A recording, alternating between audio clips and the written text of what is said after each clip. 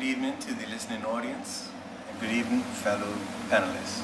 My name is Jason Hayward, Minister responsible for the Economy and Labor. The Ministry of Economy and Labor is primarily responsible for economic growth, development, and the expansion of jobs within our community. Recently, the Ministry released a position paper on addressing the challenges of an aging population in Bermuda.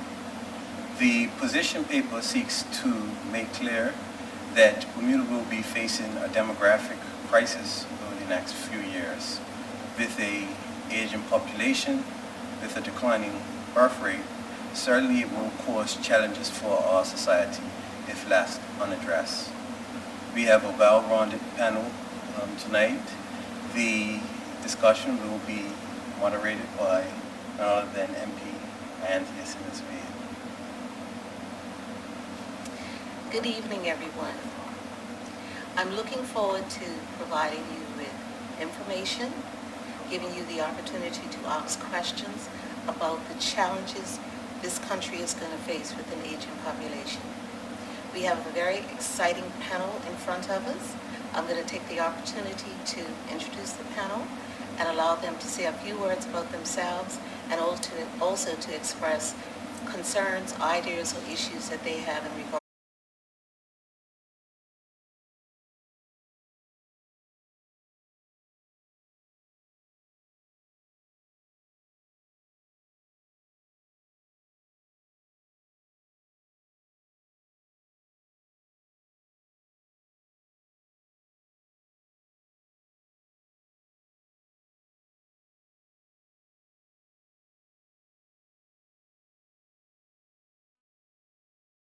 Last week, the minister made the statement.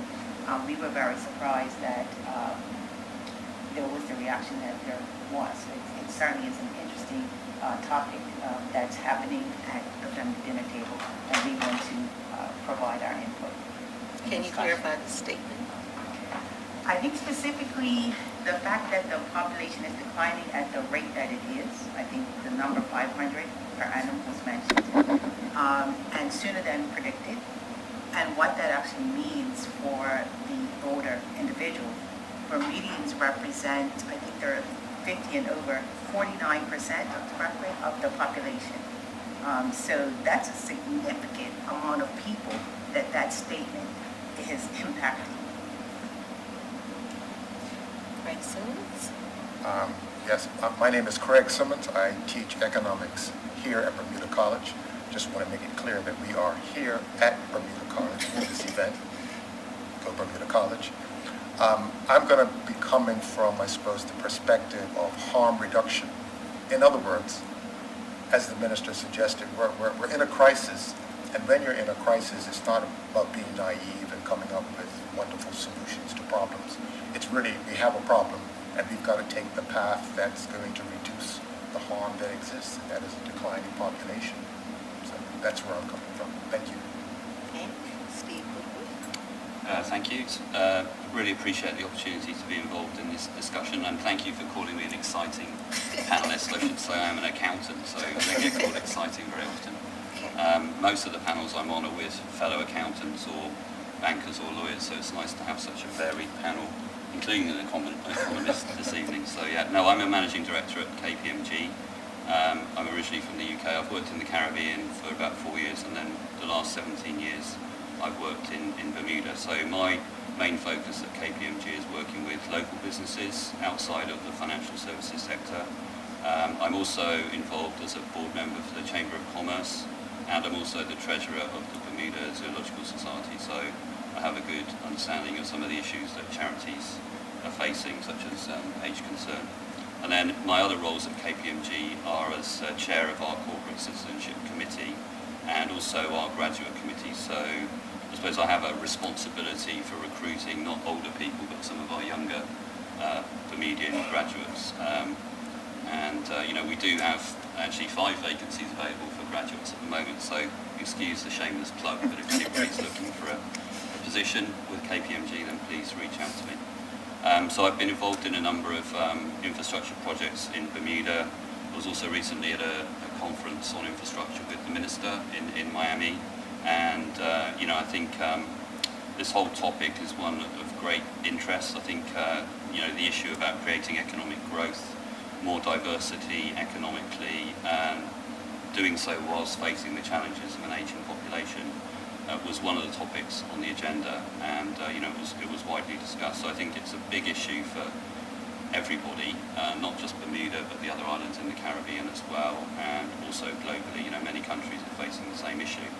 I was very pleased to read the position paper. I think it's important to realise the facts, and in terms of a way out, to me, I think the answer really is to look at trying to increase the working population. I think that's a position that's been consistent with the views of many in international business, for example, with certainly the Chamber of Commerce, has been advocating that position for the past few years.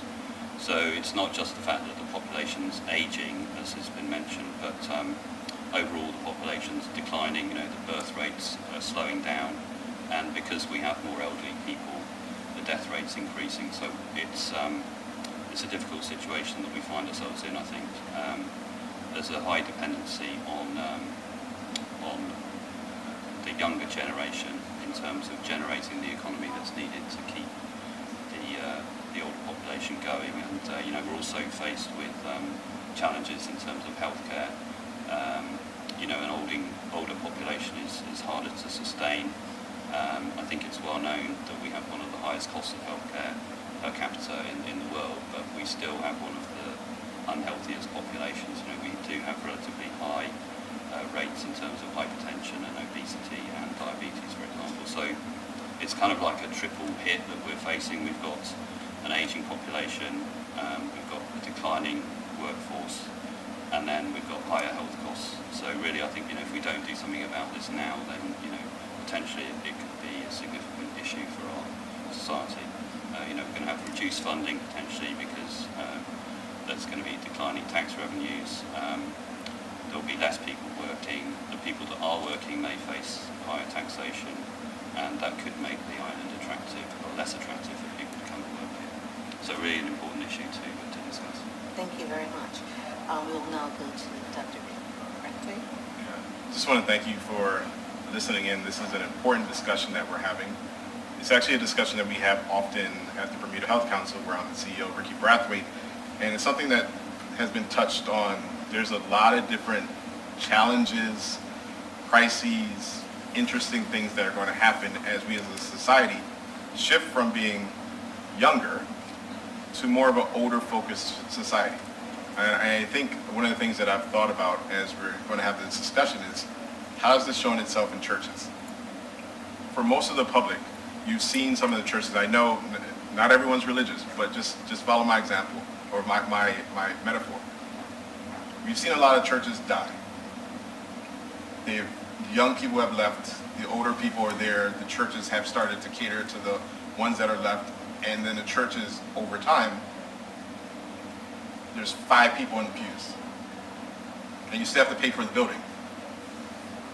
And you're still trying to promote programs for older people, but you're trying to get younger people in at the same time. And the younger people are like, I don't want to go to those programs. So how as a society do we create balance when we know that our population is aging? Aging comes with all kinds of things, such as weaker bones. People want to retire. So aging touches us all. It's not a problem to age. We want people to get older, but we also want them to be healthier, and we want to be able to have a society where my child, who is now 5 months old, shameless plug, but he's 5 months old, and when I think about the future, do I want to put all the burden of everyone who hasn't necessarily taken the time to do their part in being as healthy as possible, put that on him? And what job options will he have at that point in time? So it's a discussion that we've been wanting to have for a long time, and I'm glad we're having it in a formal way. Welcome to the club, and you are now representing an important part of our society that, as Claudia mentioned, is growing and needs our considerations, but we have to create balance. Thank you. And finally, Ms. Mercedes Pringle de Silva, who's going to be assuming the new role of the Head Director of Age Concern. Welcome. Thank you for having me. Thank you for inviting me. It's my first currently Operations Manager of Programs over at Age Concern. I will be stepping in as Interim Executive Director at Age Concern. This topic is it's a monster. It's something that is near to my heart. I have grown up in an aging household. I understand the pressures for all the generations within the household to maintain a sense of self-fulfillment and dignity for the ones who are older in the household. So I'm hoping that by taking on this role and also being here today that we can shed a little bit of light on what the current condition for our seniors is and what the pressures are going to start building and what we can focus on as a society to kind of reduce the impact of the possible crisis issues because there are ways to tackle these things. They don't have to be definitively, as you said, it's just about finding balance. And so hopefully by educating the public, we can reduce those impacts. Thank you. So I'm just going to explain how the format is going to be around the round table that we have here, even though it happens to be square. But basically, we're going to get questions from people who are logging on YouTube, Facebook, and CITV. We're going to ask questions, and each panelist, some may be addressed to you specifically, but if they're not, anyone can speak, or any two can speak, because I think it's very important that we provide clarity to the public in terms of what the challenges are. What I found in initially telling people I was going to be chairing this round table, they said, well, what are the challenges besides people not dying? What are the challenges? But the challenges are going to impact this country. They're going to impact every ministry, and I think it's going to be an opportunity for people to understand how it will impact this country. We want your input. We want you to be able to understand exactly what is going on, and we want you to understand that you also have a role to play. There's a young team around here. There's part of it's old, part of it's young, but we have a team here, so we have youth, we have experience, we have age, and I think it's going to be a wholesome discussion. So I'm going to give the first question. The first question is, in addressing the challenges of an aging population, what are some of the global headwinds Bermuda faces? Open it up to anyone. So I can lead off on that. The way in which we are seeking to approach the challenge that is ahead of us regarding the aging population is to look to have a working population that can support our aging population. And so the paper sets out a position in terms of reviewing our old age dependency ratio. Now in 2017, our old age dependency ratio, and that's the number of working people that is required to support your aging population, was underneath the OECD average. In 2026, it's projected to be well above the OECD average. And that indicates that we have a population that is aging at an accelerating rate above the aging populations within the rest of the world. And so you say to yourself, what implications does that have? And the panel would, the way in which it's constituted is clear that there's going to be healthcare challenges. There's going to be social support needed to our aging population. We're going to have shortages in our workforce because as people retire and leave our workforce, and that human capital goes, we need to have considerations as to how we fill those gaps. We already don't have enough Bermudians to fulfill all the jobs within our economy. And if we're going to expand our economy, certainly it's going to be a reliance on all those Bermudians who are capable of work, being in full employment, and then also filtering in new workers within our economy to meet the demand between the skills that are required and the skills that are within our population. And so it's multifaceted in terms of the problem, and this is a problem that we see other countries around the world continue to grapple with as well. If you have a shrinking workforce, you have a shrinking tax base. A shrinking tax base means that the working persons within the population will require to pay more to assist with the social services that will be needed to support our aging population. Okay. Anyone else want to comment on it? Yeah, I mean, I would agree with those comments. I think I've got three things I would highlight in terms of global issues, I suppose. I mean, I know we've come through COVID. I didn't really want to mention COVID because we're out of that pandemic now, but, you know, I think we obviously we've got some scars from that. But, you know, the strength of our international business, you know, really helped us through that. And it was really the tourism sector that took a big hit, and I think they're still recovering. But I feel that you know, there are some challenges to international business in terms of maybe some of the global regulations and tax reform that potentially could impact on us. So I know we're talking about aging population, but, you know, to me the solution to that is to grow the workforce, to grow the people that are working here on the island. And, you know, globalization of tax may be an issue that we have to face. You know, they have the kind of reinsurance sector firmly in their crosshairs, but, you know, indications are that it's looking increasingly likely now that that may be stalled. You know, it may be difficult to get all of the, I think it was 137 countries in the OECD that signed up to that to come to an agreement, particularly the EU and the US. You know, so it's encouraging that that may be delayed.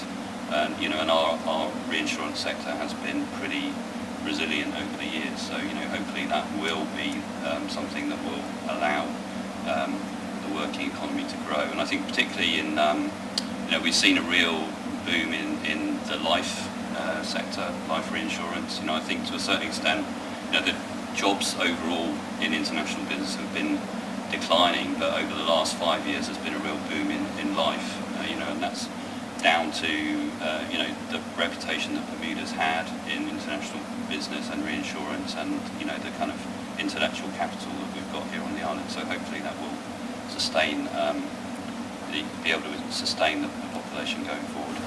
I think the other thing that I would mention is the cost of doing business. So again, it's not necessarily a global issue, but it's kind of driven by global factors.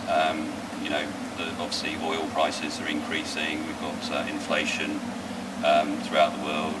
You know, talks about a global recession from the World Trade Organization this week. So I think, you know, that's certainly going to be a challenge, because we know that Bermuda is an expensive jurisdiction. We need people here, but it's an expensive place to put people at the end of the day, and that's something that we need to realise. So I think if we can get the cost of doing business in Bermuda down, you know, energy costs is a big factor, then that's certainly going to be something that will help in that challenge.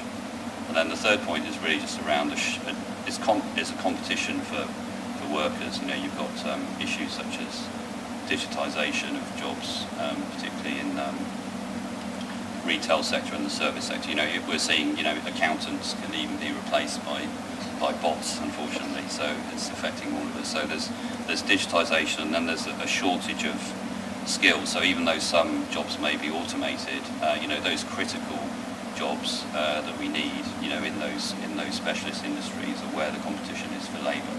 So we're competing in a global market. So it's important that we make sure that we're competitive to be able to attract that labour to the island. Thank you. Did anyone else want to? Yeah, so I just want to give two examples of the pressures we face globally, right? And these are real examples that have happened recently. We're talking about competition for resources, and Bermuda depends on other places for resources. The rest of the world is also getting older.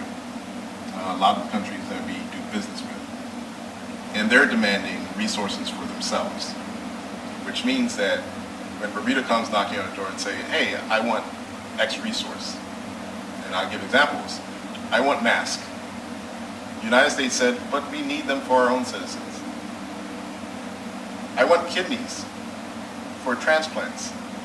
The U.S. has said recently, we're going to stop doing business with international places like Bermuda because our citizens are getting older. Oh, you want that kidney? Let's see if you're willing to pay a premium on that. You want that nurse to take care of your older population?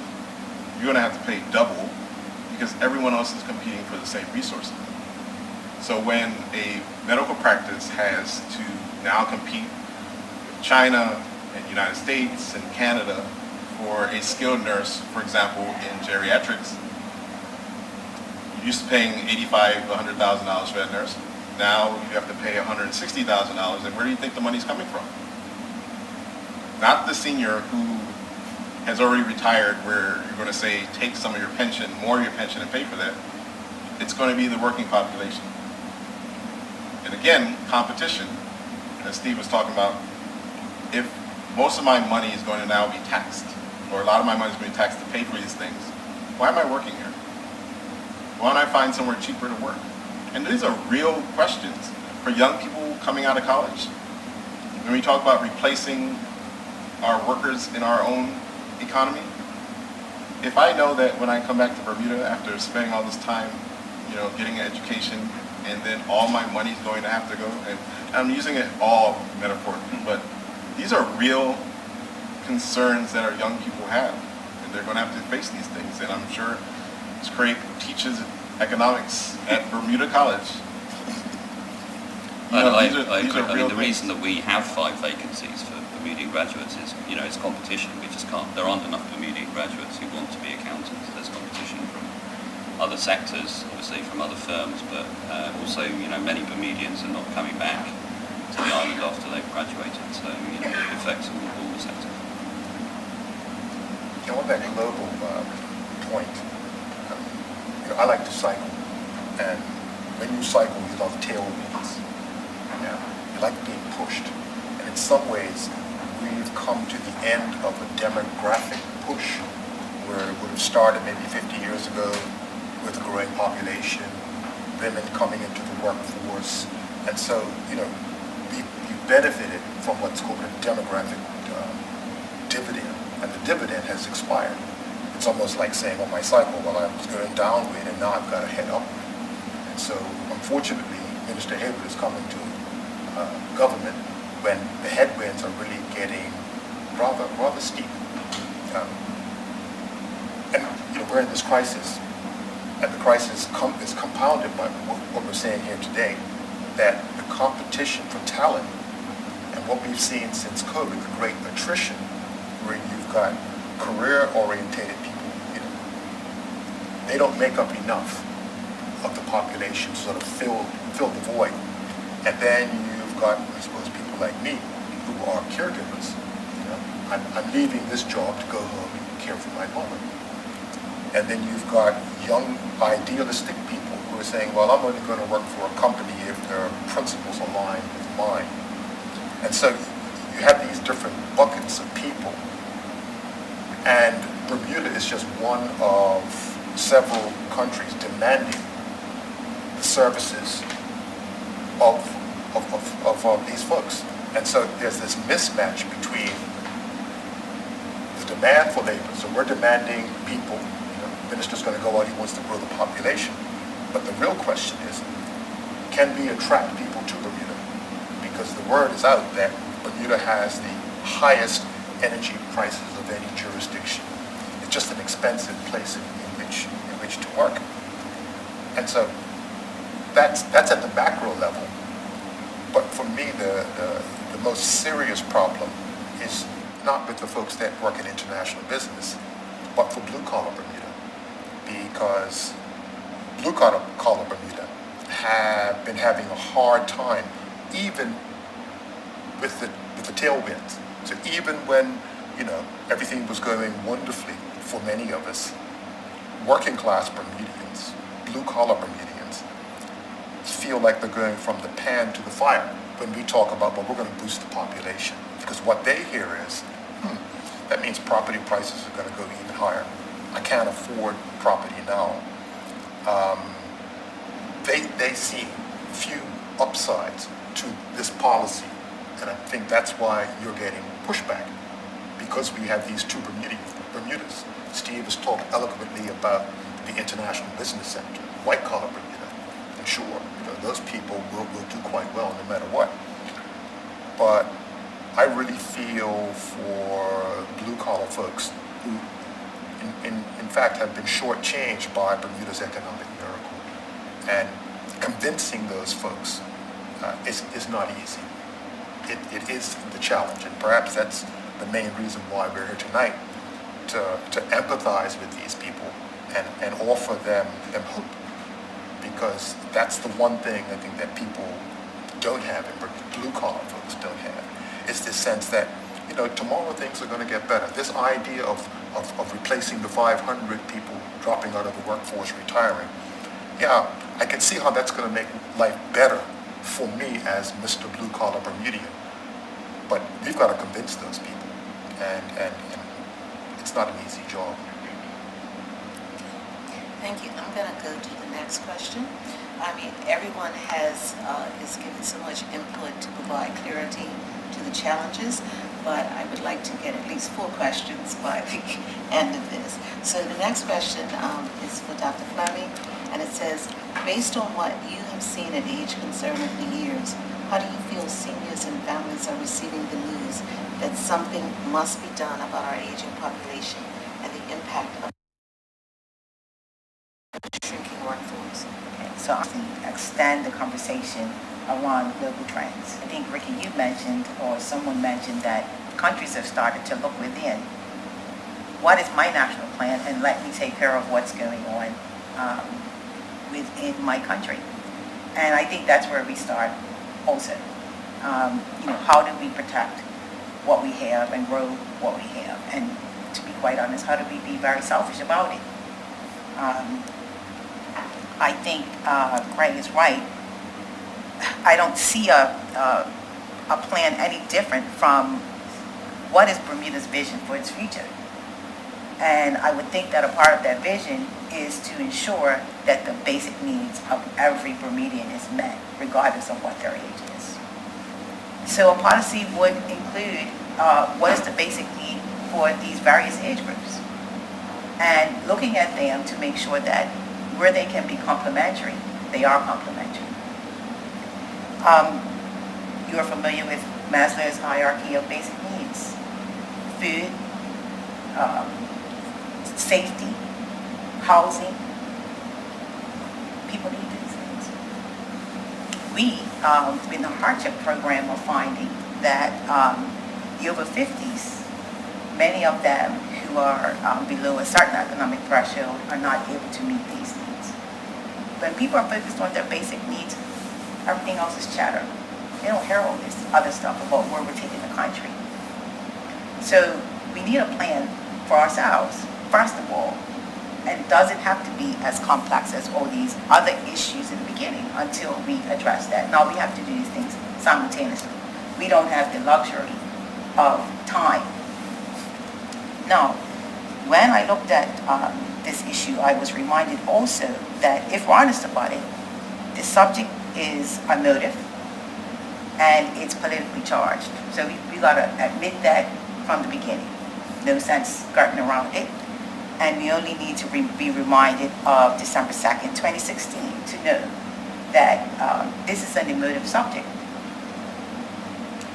And there's a history in Bermuda of us not dealing with certain economic disadvantages.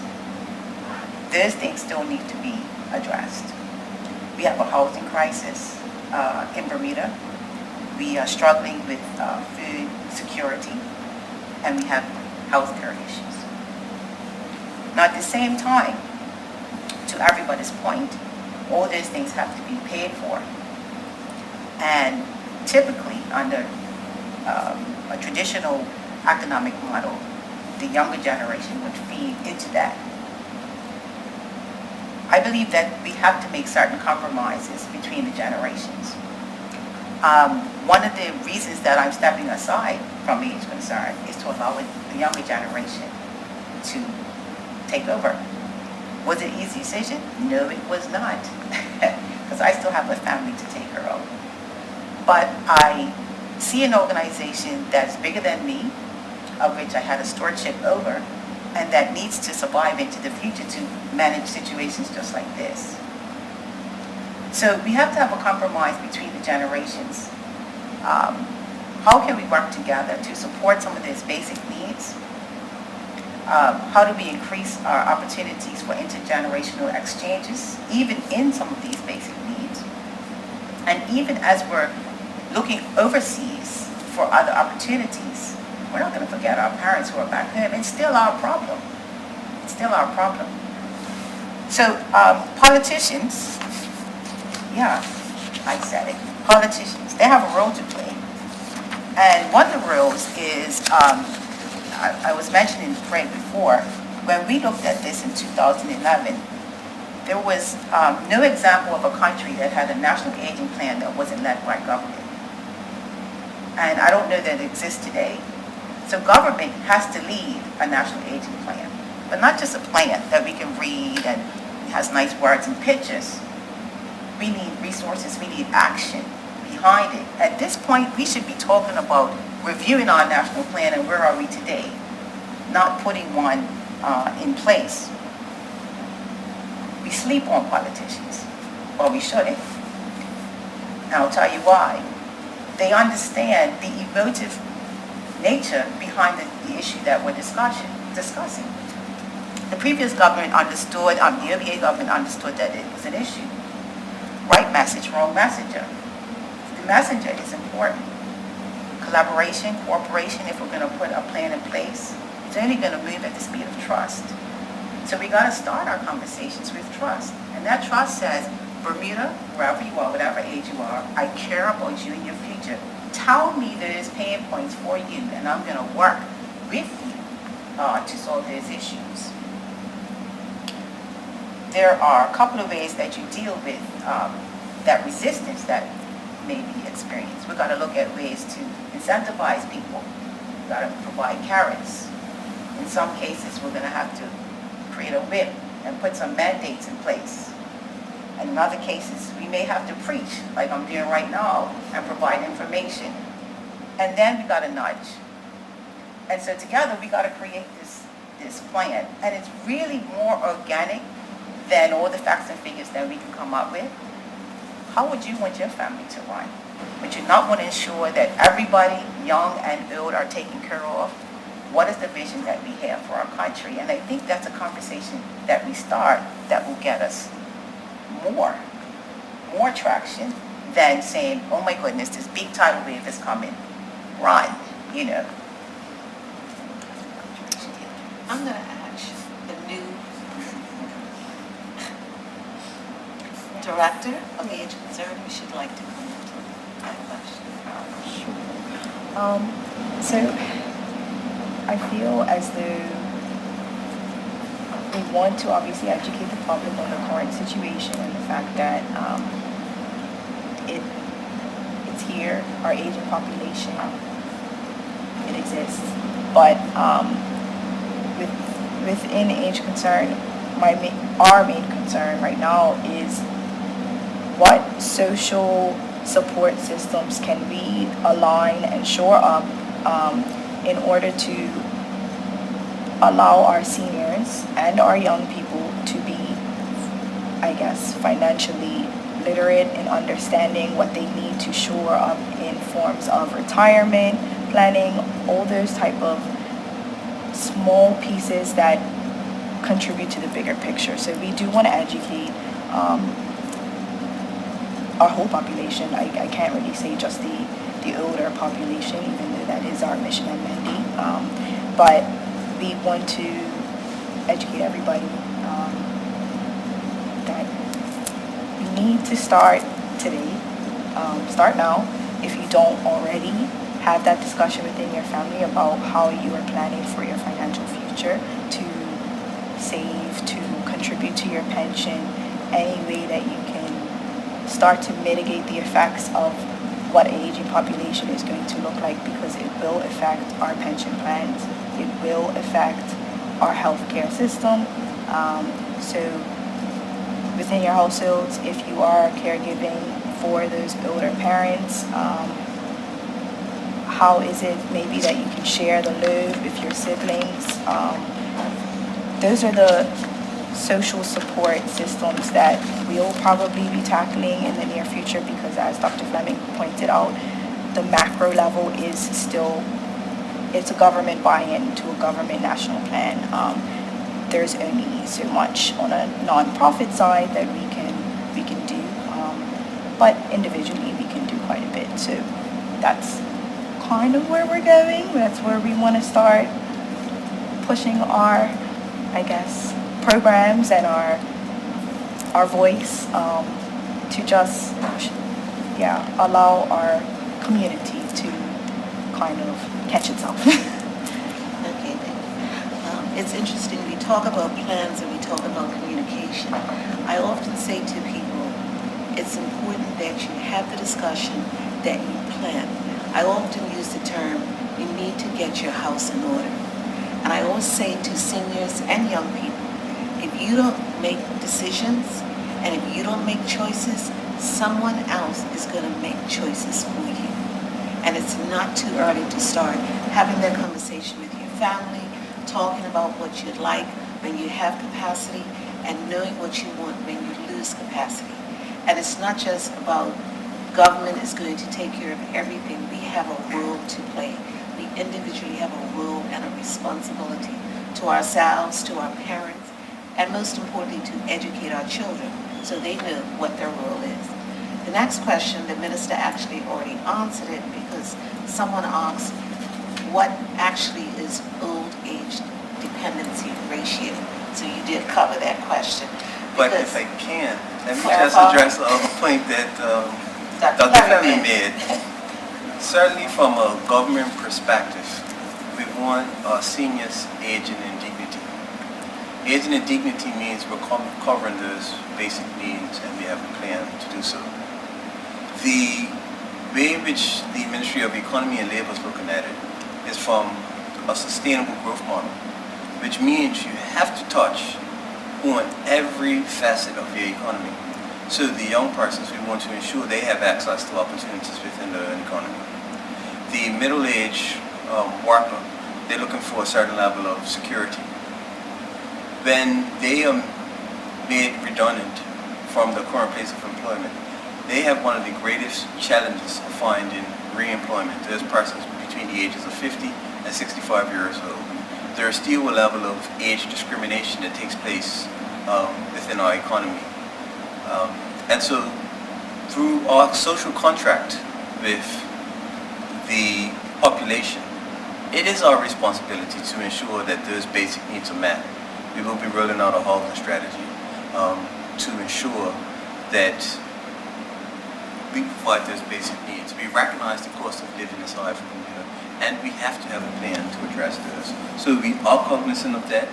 We do have a social conscience, and we will be executing on those things so that we have a sustainable economy. But just to clarify in terms of the old age dependency ratio, the ratio is actually a gauge as to how society has the capacity to maintain a good quality of life for its seniors. And the higher that ratio, the less of a capacity the society has. Because it means that it requires a greater amount of your working population to support your aging population. That's for the old age dependency. If you expand it and we just talk about a dependency ratio, we then have to add into our young dependents between the ages of 0, 1, and 18 years old. And that brings a greater set of challenges because we need support for those persons through their early stages of development as well. And so yes, this is a multifaceted problem, and I do agree with the comments of Dr. Fleming, and I think that the government has its finger on the pulse, notwithstanding the society needs to see more action, and people need hope, and they want to see access to greater levels of opportunity. They want to enjoy a better quality of life. Thank you. The next question, I think this will be Dr. Brathwaite. It says, if the workforce is shrinking, how will the healthcare reform/insurance be financed, which covers seniors unemployed and underemployed? Right. So this is a real question. And I think we've talked in idealistic tones as though our economy can supply everybody with everything that they need. Like every family, there's a budget. There's a certain amount of resources and money that we have. Reality is, politicians, leaders of companies, community members, family members are going to have to make some hard choices. This is not some world where you can just pull money off of a tree, right? We're going to have to make some hard choices. If we're going to provide basic needs to everyone, some of those who are looking very capitalistic at their bottom lines and trying to profit have to think about contributing more back to the community. We can't have our own everything and then help and expect our neighbor across the street to have their basic needs taken care of. I have to give some of what I want to my community. 64,000 people. I know these numbers go from 64, I'm pretty sure based on stats, it's closer to 64,000. We have to come up with a plan and execute that plan on how we as a society are going to take care of each other.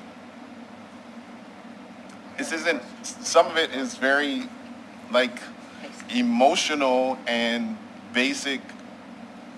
How are we going to take care of each other?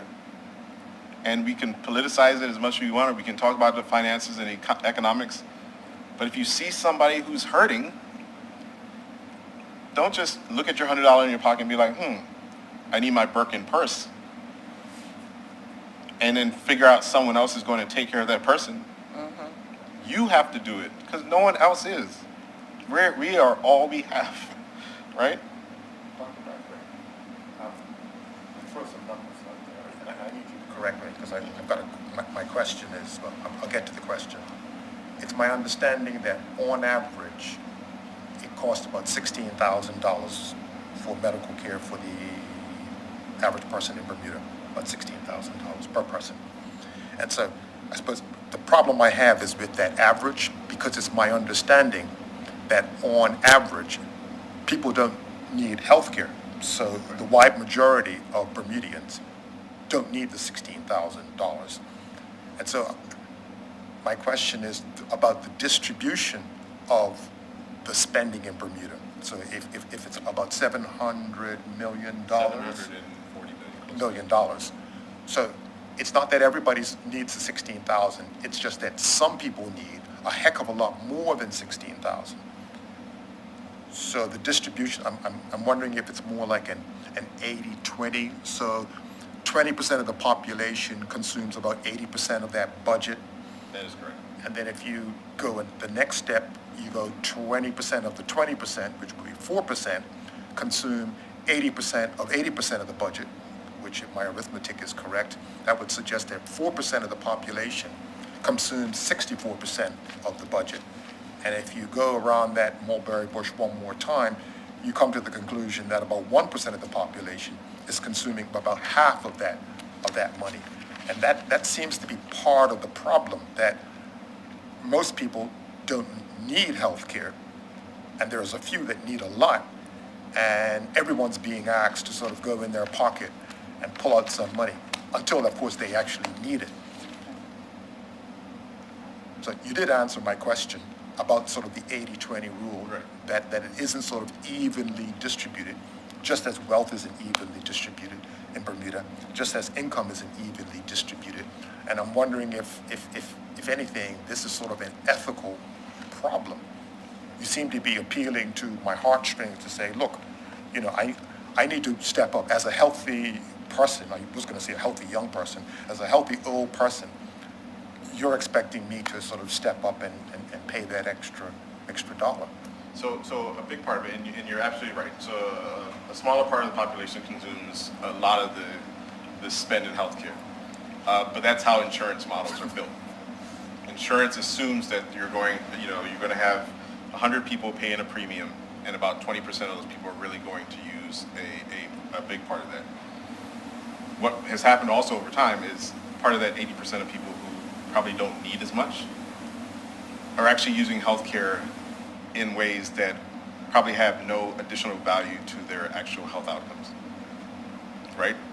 So going to get an extra shot, and I'm trying to use as safe procedures as possible.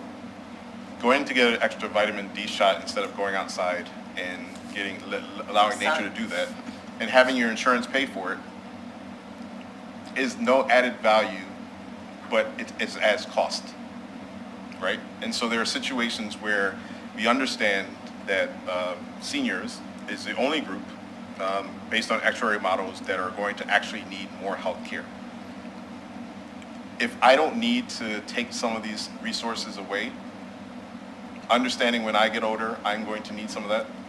Hopefully, I'm going to make choices that are going to mitigate how much I'm going to need. If I can take a step back and be rational about my choices in healthcare, and if our professionals can be rational about their provision of services in healthcare, it will go a long way, and I know it's a sensitive topic, it will go a long way to making our health system more sustainable. Right now, we are on an unsustainable path because both sides, we have unhealthy population and we have overuse of services. And we're not in a good place. And so when I talk about contributing, it's not always putting more money into pot, but sometimes it's taking out what I think I need or think I want so that someone else who actually needs it can have it at a price that's reasonable. There was a quote that, just one minute, there was a quote that the World Health Organization came up with, and it mentioned, while global aging represents a triumph of medical, social, and economic advantages of disease, it presents tremendous challenges. And that's exactly where we are at this time. Did you want to add something to Well, that? I think too, you talked about idealism. The price tag because there's a shrinking population, the price tag for healthcare is going to be expensive, period. Let's just tell the truth. It's going to be expensive, period. Because we have an aging population. Like you said, they're drawing more, there's less people. You're more likely to use healthcare when you're older. That's some you're talking about the compromises and the truth telling. That's the truth telling. Doesn't make sense, telling people that we're going to have some panacea of insurance plan necessarily. I'm not saying you're doing this right, but that is going to be so affordable, and it's not going to happen. And those are the tough conversations that happen. But in other countries, as you know, because you've looked at other places like the Netherlands and so on, people pay these prices. They pay high tax rates. Why? Because they feel as though they're being cared for. And because they know what they're paying for, they're willing to pay for it for a healthier society. And that's one of the things that really bothers me, is that somehow we're trying to convince people, well, it's going to cost less money. It may not cost less money. But what are you paying for? And to your point, make sure we're paying for the right things. But we do have to pay.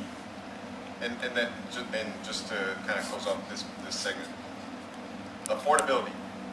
It may cost $900 million to achieve our basic standard. If we don't have it, we can't pay $900 million. We have to figure out what we can afford, and we're going to have to be creative about how we allocate the resources in ways that are going to be effective and efficient. We can't just say, well, we're just going to have to spend more money, because we don't have places to get that money from. I'm not saying that. Right. What I'm saying is, even when we get to that compromise, it still may cost a lot. Can I just add a point on your comment about opening up our wallets and supporting people in need? I kind of agree with that, but I would also say we have a responsibility to promote wellness as well across the island. I think that's really important. I know that's part of the health strategy, but I'd mentioned in my opening comments, I think we do have an unhealthy population.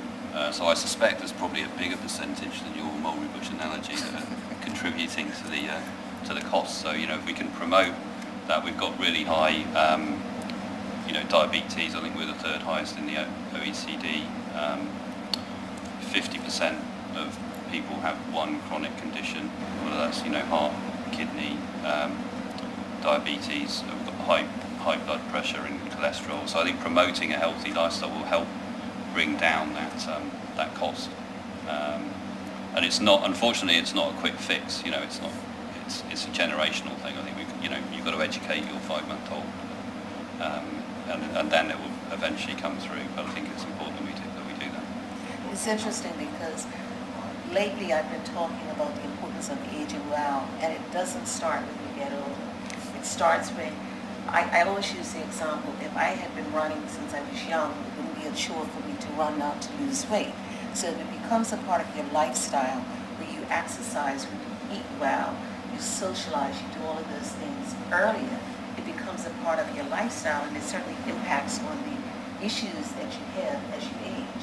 So it's important that we start early, and it's never too late to start, but it's important that you start early, because that will impact at the end of the day what it costs for healthcare and chronic diseases and everything else that comes up. And culture and everything else, right? So I know this discussion probably happened 20 years ago, same discussion.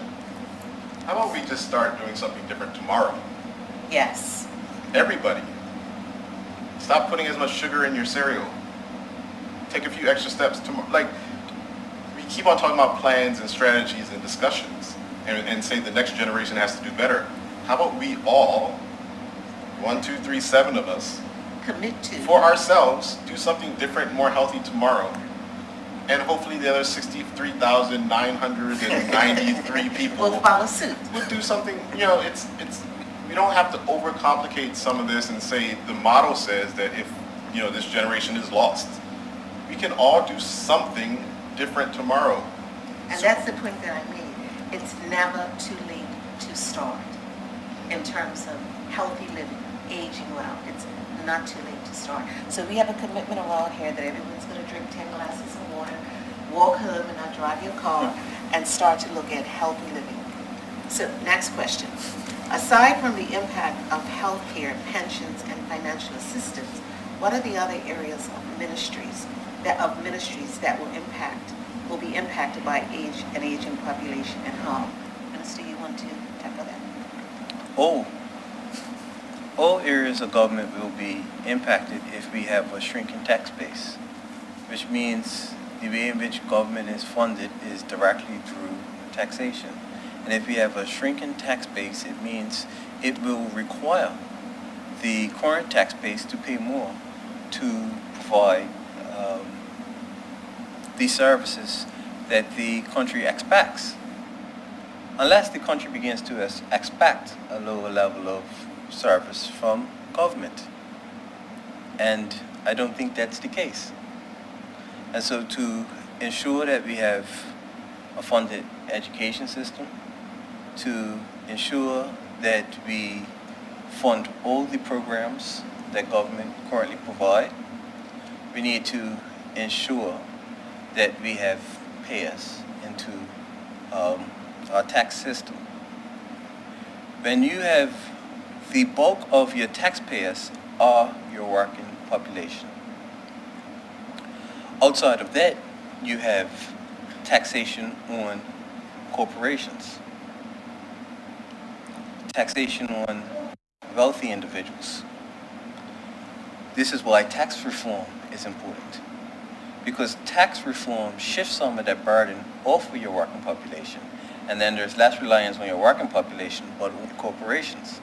However, in order for those corporations to be profitable, you need enough consumers within your economy. And so it's this cyclical thing where there's a direct correlation between your population levels and what we'll call sustainable economic growth. If we do not address this particular problem by having more payers into our tax system, and we know that based off the conversation we just had, there's going to be additional healthcare services that are required for our rapidly aging population. We're going to strike this battle where our equation is off, where the demand for the services are there and the funds required to pay for those services are not available. But there's only so much that we can tax. I think, I'd mentioned the globalization of tax earlier. I think, if the OECD proposals come in, Bermuda would have to tax corporations at 15%. That may actually be an opportunity for system. At the moment, I think we are heavily reliant on payroll tax. I think about 44% of government revenues come from payroll tax, and the rest, 20% I think comes from duties, etc. So I don't think there's much more that you could kind of add on to payroll tax. And I think, maybe there's an opportunity there to reform the tax system and make it fairer, give some breaks to people at the lower end, so that, there is more equality in the community. There's also the issue of, so we talked about tax, but the flip side is how government is spending its money. So if you think about the allocations of government spending, the 131 million that goes to education, and the 190 million that goes to healthcare, and so on and so forth, you could make the point that those allocations were based on a demographic structure whose time has passed. And now that demography has changed the pyramid, we're closing down schools. So maybe we need to reallocate monies away from education and more to senior care. So schools can become daycare facilities for seniors or residential places. So it's really about allocating the resources. I know that has political implications, because if I'm the Minister of Education and I'm used to getting 130 million, and you tell me next year, Craig, that you're not getting 130, that your ministry is now going to be downsized, I may sort of stand on the desk like a gorilla and beat my chest and say, no, you can't do that. So there is that particular problem, but I think that needs to be faced, that the way in which the government budgets, the way it allocates those $1 billion in spending, has to change and meet the needs of this new demographic pyramid that we have today. And if I can touch on that, the government is going through a process for redoing public value assessments for each department to determine the current need within our society for that service to continue to be provided. And so those considerations are a reality. I would also add that there's a term called leads and lags. And leads are the preventative things that you kind of do to get ahead of the problem. Lags is when you look behind and count. And in listening to Craig, yes, we do have to take care of seniors. I obviously believe that. But it has to be balanced as well.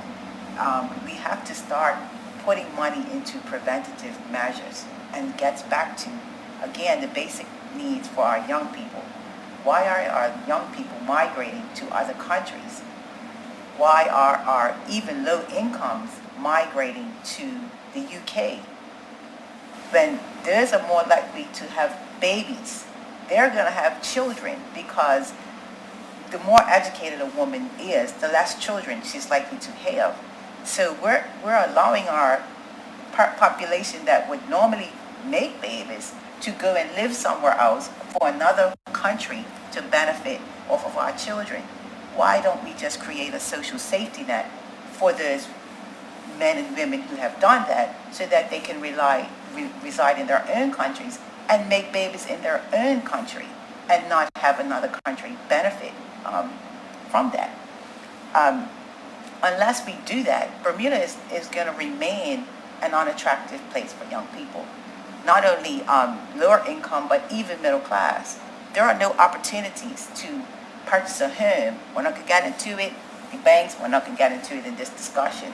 But it is so ridiculous that you don't see a future for yourself here.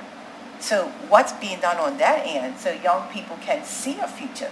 Because while they're here, guess what they're going to be doing? They're not just going to be paying taxes. They're going to be taking care of their older relatives.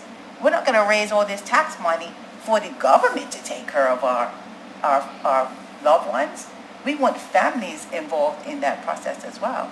So we desperately need a two-pronged process that doesn't just look at, the older ones, but also looks at how are we investing in our society so that it's actually a place that I want to live. And right now, we are experiencing a huge brain drain, huge.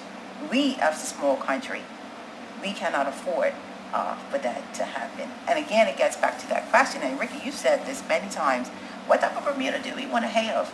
Because I'll pay for that Bermuda that I want to have. If you can tell me and show me what it is, I'll pay for that. But if I don't understand it and I don't see what's in it for me, and I'm with her. I'm going. And that's the national conversation. Again, I say it's a vision for Bermuda. It's not just, about the aging of our population. That's one of the questions that I was going to ask next, is what is being done to encourage Bermudans to remain in Bermuda, and what is being done to encourage Bermudans to come back to Bermuda So from a government point of view? the first thought that we had surrounding possible solutions is addressing our issue of emigration, and that's people leaving Bermuda.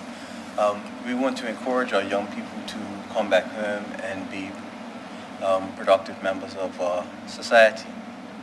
We recognize that there is a gap between those persons returning, or even our young persons having a continuum coming out of school and then being successful within our economy through to finding employment. That's specifically why we have launched the Youth Employment Strategy, to close those gaps, those barriers, and create additional opportunity for our young persons to enter the world of work. Dr. Fleming touched on something else. Persons who find the quality of life in Bermuda beyond them, and so they make a conscious decision to go overseas. And so we are having conversations right now as to how we increase our social protections. How do we reform even financial assistance, something that has somewhat of a stigma attached to it, to say that, you know what, if you're a citizen in this country and you have a need, we're here to provide you with the level of support, and not just a level of support, but also to help empower you so that you can live an independent and successful life in this country. And those are some of the considerations we're making. It's extremely difficult. It's going to take time, but we are reforming financial assistance. We do have a youth employment strategy in place. During the pandemic, we had instituted a national re-employment strategy where we made concerted efforts to train and develop individuals, but we didn't leave any citizen behind either. We provided income subsidy in Bermuda at a level that most other countries was not providing. And so I think we have demonstrated that we do care. The problem with that is that we're not doing it in a manner which is holistic and comprehensive, in a way where the person who is the recipient of that particular those benefits actually feel that Bermuda is a place, is the jurisdiction for them, and then it creates the problems which has been identified. Someone just followed up and they asked about how other ministries will be impacted by an aging population, meaning specifically. So I would assume someone will be talking about transport, when you say once you become a senior, you're not going to be driving, and you're not going to be able to walk up the hill to catch the bus, which is around the corner. So transportation, pension. So I guess specifically looking at ministries, how the average person wants to know, how will an aging population impact various ministries? So I'll touch on one, but allow another panelist too. So if you look at transportation, then we have to start talking about accessibility of our public transportation system. If somebody requires public transportation and they have a wheelchair, are there services really available for that individual in a convenient way? If we talk about health, our clinics, do we have accessible clinics in Bermuda?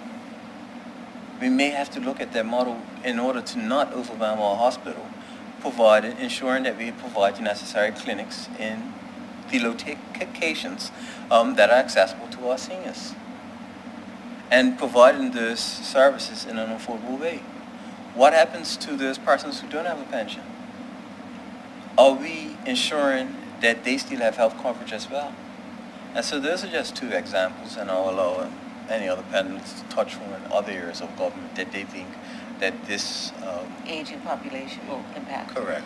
I mean, we're talking about public works, we're talking about sidewalks and accessibility of buildings, which has already, there's been some revision in the code for that. We're talking about food services, ensuring that we have the right kind of foods that are available from an import standpoint. Everything's touched when your population changes because your needs of your population change. So therefore, you have to change the structure of your economy and your social structure and everything to meet their needs, right? Or they won't have a good quality of life, right? And so when you talk about dignity, quality of life and dignity are in the same vein. And if we want people to have a good quality of life, we have to meet their needs. And that's one of the things that costs money, but it's important if we want to have happy and healthy people, right? Either that or we're going to have people who are depressed. We're going to have the mental health issues and the stresses. I mean, this all can tumble in a bad way, but hope, the mention of hope tonight was something that actually lit something inside of me and said, you know what, we don't have to think about this we can hope. We can provide hope and then we can plan towards that and actually action and strategize with hope in mind and come out. We're smart people. I think there's a social media little Caribbean thing that said Bermuda's the smartest island, has the smartest population in terms of the islands. We're smart. Let's come up with some We can do solutions. this, we We can do come up this. with creative solutions, just as long as everybody's working together. But I will ask you, Dr. Fleming, in terms of immediately, what are the challenges within various ministries with the aging population that we have now are existing, aside from health, we talked about transportation. What else do you see that seniors are saying that there's more that we need of?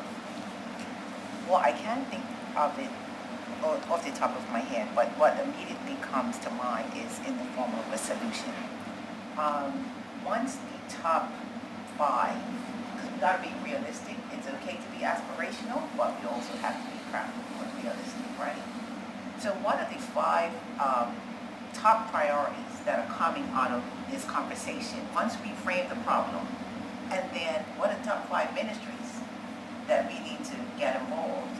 And I think it would be a refreshing course of action to actually have those ministers accountable for those action items. And I always look, no offense to other ministers, no offense, minister, but I'm always looking for, when you're taking me seriously, I need to see the finance minister, right? On this issue, I need to see the health minister. There's certain people I need to see. I don't see those people, I don't feel like it's getting me taken seriously. But there may be other things in there when you come to this top 5 ministries you hadn't considered that need to be involved. And then that's from a national perspective. But then we need to cascade that down. So that's got to, because ministers, they're going to make policy. They're going to have their permanent secretaries underneath them. They're going to help with the policy, right? Then you got to cascade that down some more to departments, to NGOs, to private sector. And you got to find the leaders within those sectors who are going to take on the player. Then you got to cascade that down some more to communities and churches, right down to Mercedes Pringles de Silva's family, right down to individuals who are going to be accountable for their plans. Now, greatness this from economics, right? We make plans based on other people's plans, okay? So that's basic economics. So if government don't have a plan, now, what plan will I make? I don't know how to make my plan because I don't know where you're going, right? So all these plans at these various levels are necessary, and that's what's going to change this conversation into something that's actually actionable. Now, I'm not trying to, big up Minister Hayward, but I'm going to tell you, if somebody can get it done, it's him. So I'm hoping that he's the one who is going to take this from the discussion level to an action plan where we all can find our place and be held accountable to do something, so that if we were to come back here in 5 years, we'd actually be able to say what we've achieved, rather than eyes wide open, there's the problem again. It's not going anywhere. We need to do something. Well, I certainly was pleased to have the opportunity to come here because I realize this is something very serious, not just in Bermuda, but worldwide.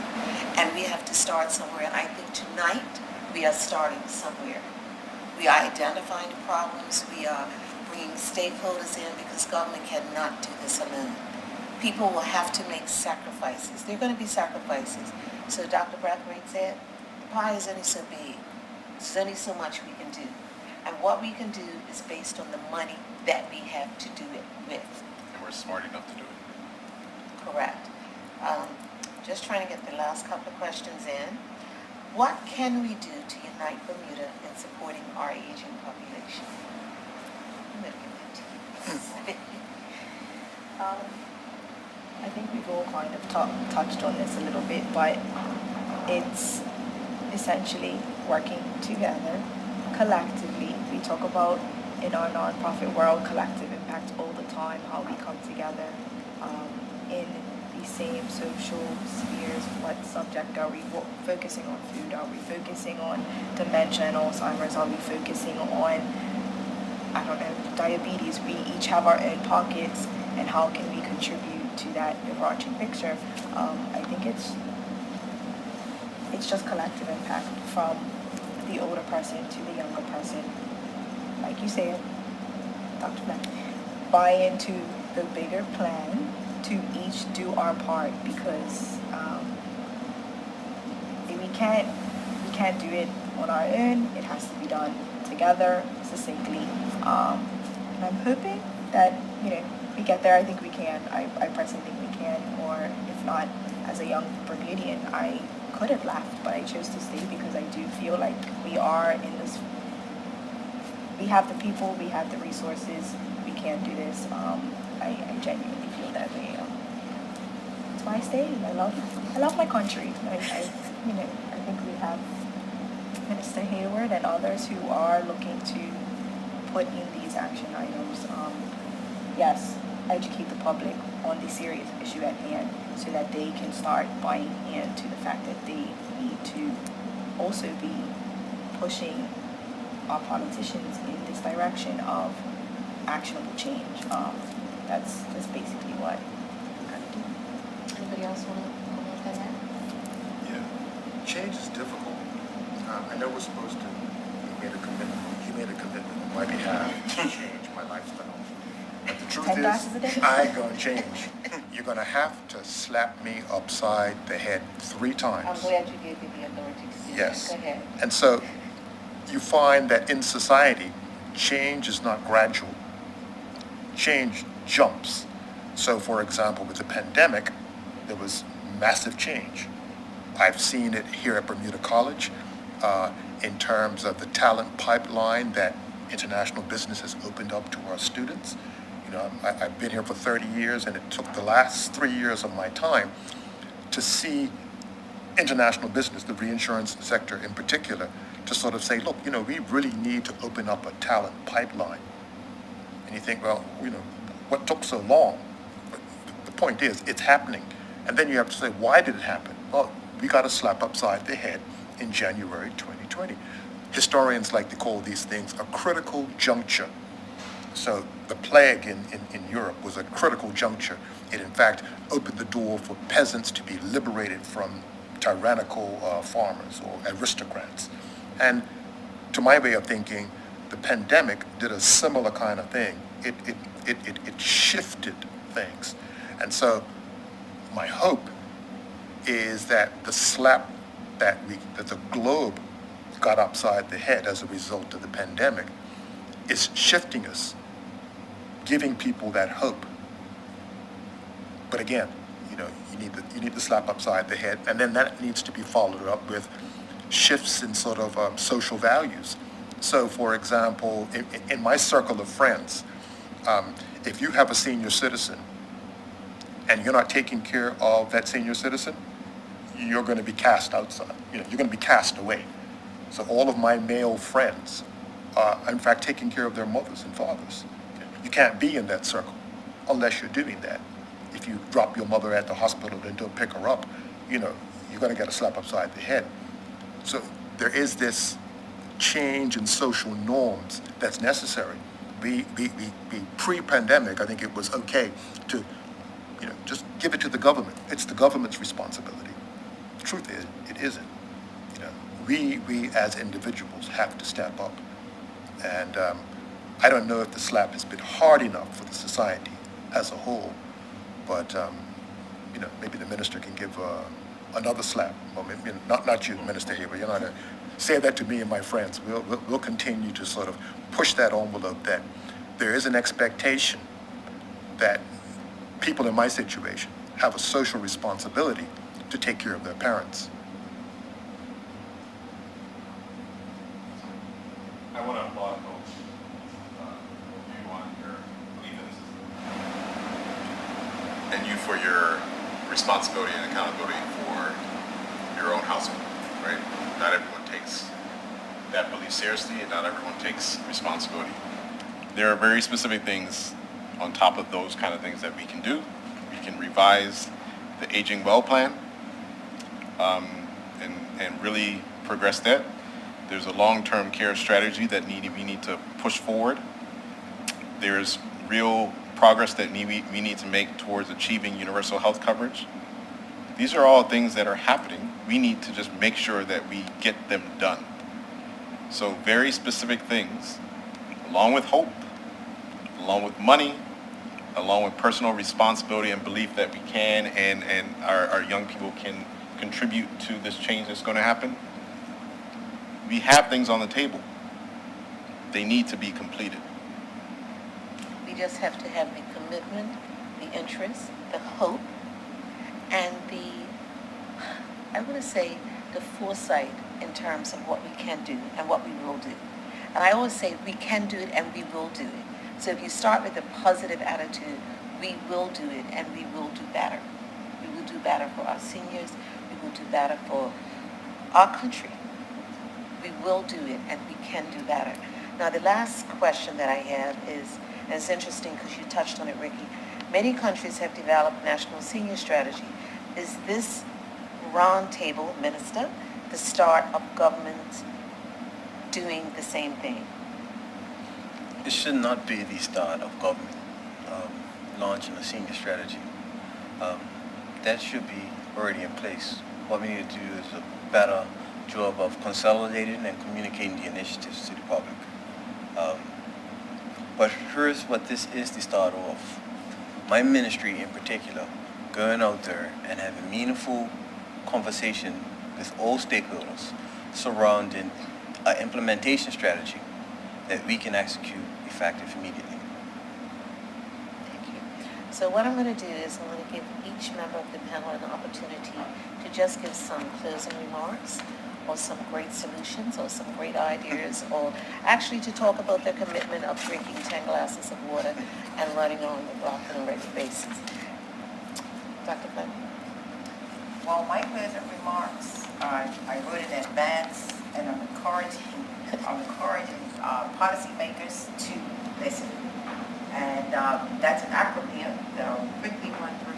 First, we want to lead by example and make sure that we're living this message that we're trying to get to others. We don't just want to inform, but we want to inspire. The information's okay, but we need to inspire people to develop and prepare and adequately invest. And that's not just us as individuals, but businesses, corporate entities as well. On a succession plan, we got to attract younger people. Without attracting younger people, we can't do this. We can't take care of our older adults. And we got to be intentional about succession planning. We got to train our younger people and older people so that they feel secure and they're not being pushed out. But at the same time, we're making room for our younger ones. We got to engage the early adopters. You know what? Everybody's not going to be for it right away. But some people will. Who are they? We want to invest in them, find them, and get them to be messengers. And Minister, I'm going to encourage you to narrate while you navigate, which is what you said you're going to do. You're going to go out and talk to small groups. We need to be out there talking to individuals. What are your fears? What are your concerns? And also educating them on a personal level. There's a way to do it organically. There's also a way to do it systematically. I think they have to be done in tandem. So I hope as we go away, we will listen. Mr. Simmons? Dr. Fleming. Come on. Sorry. Well, 40%. That's a number. Minister Hayward released his GDP figures earlier this week, and the savings rate in Bermuda is 40%. What that means is, and this is a profane word, on average, Bermudians save 40 cents out of every dollar. So I'm thinking that anyone listening to what I just said that Craig Simmons is obviously lost his mind, because I spent every single penny out of my dollar. But when I look at the report that the minister presented earlier this week, I did the calculation. National saving as a ratio of GDP is above 40%. That speaks to the two Bermudas. Yeah. Most of us don't live in the two Bermudas. I talked about the 80-20 rule, where 20% of the population control 80% of the wealth, or 20% of the population get 80% of the income. On average, again, using the minister's numbers, the gross domestic product for this country was north of $6.5 billion. If you divide that by the population, on average, people are earning over $100,000. I'm not talking workers. I'm talking about my mother, my 6-year-old grandson. On average, if you want to look at it, the number of workers, you would take that number of 6.5 billion and divide it by 30,000, which is about the number of workers, which would suggest that the average worker in Bermuda is earning about $200,000. Again, people would say Craig Simmons has definitely lost his mind. Why am I saying this? Because it speaks to the two Bermudas. And is it a problem? Well, it's real. And it's, in many ways, how do we sort of unite those two Bermudas? How do we get the people who have been blessed to save 40 cents out of every dollar?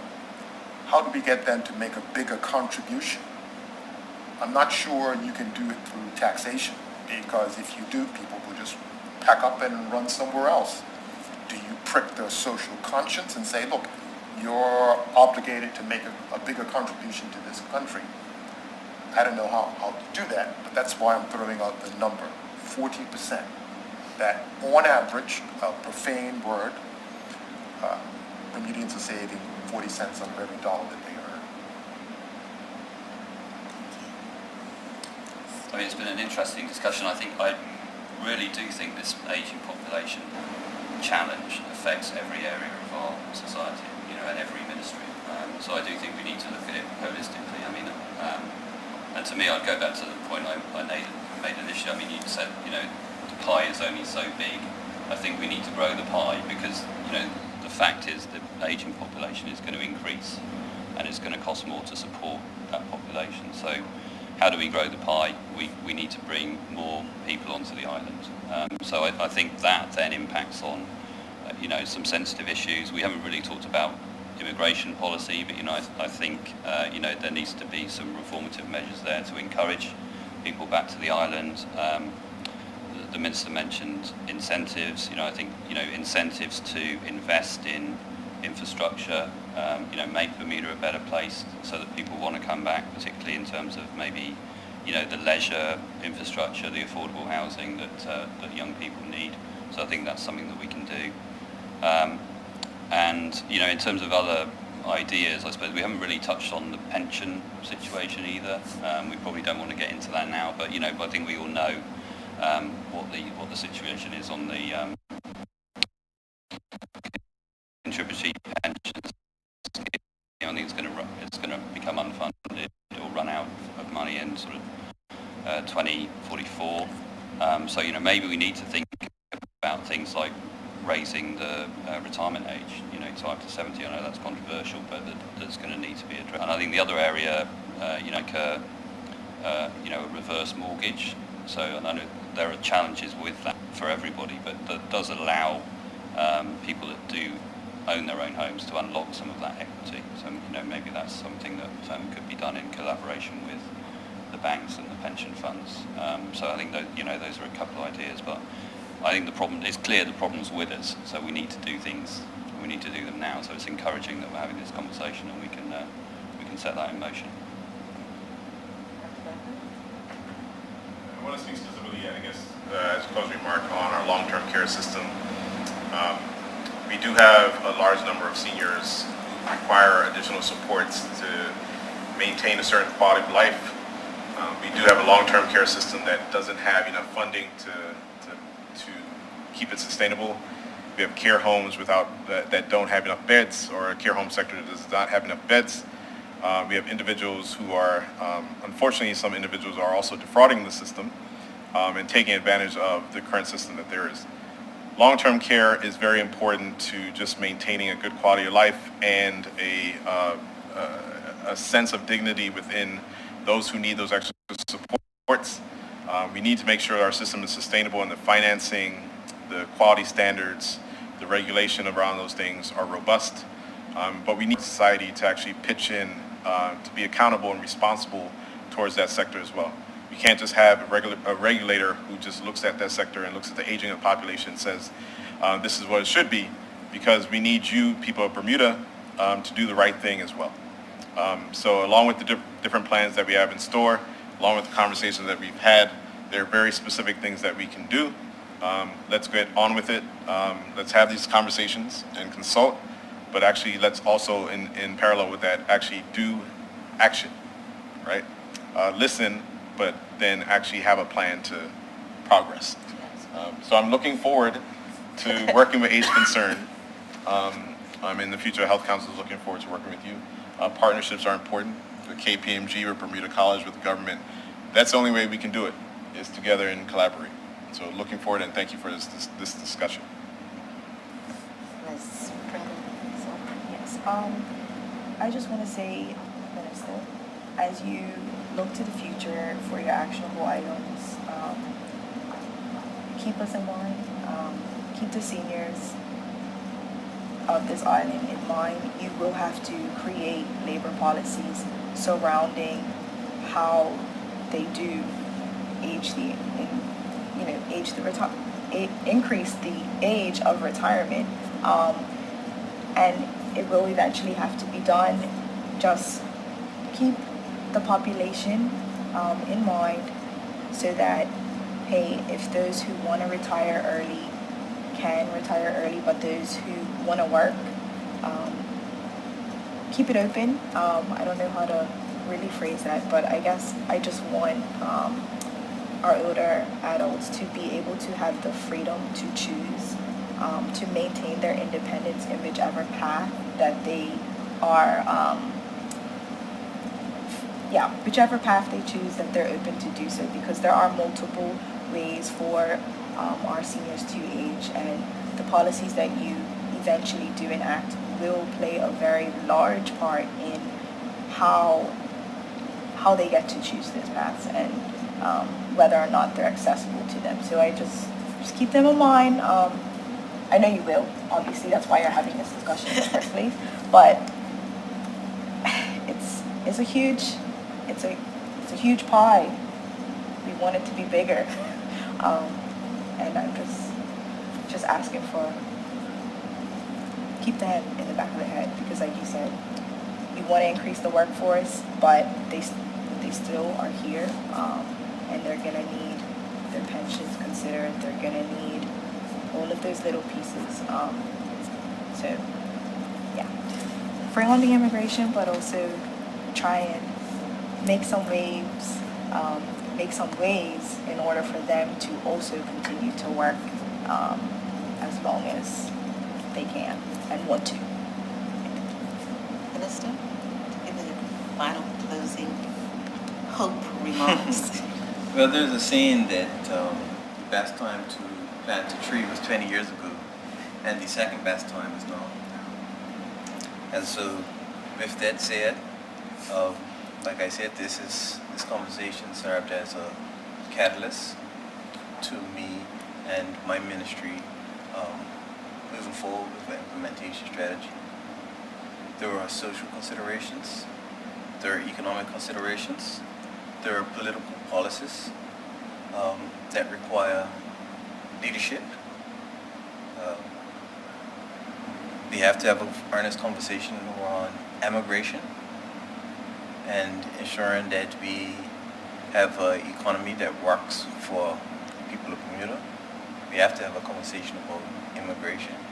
We have to have a conversation about sustainable economic growth. We have to have a conversation directly about our seniors and have a conversation with them in terms of what they require. Myself and Dr. Fleming worked on a paper in terms of increasing the aging population. That paper was the reason why public servants now get to stay within the public service until the age of 68. And so we've recognized this to be an issue many years ago when we collectively worked together on that subcommittee.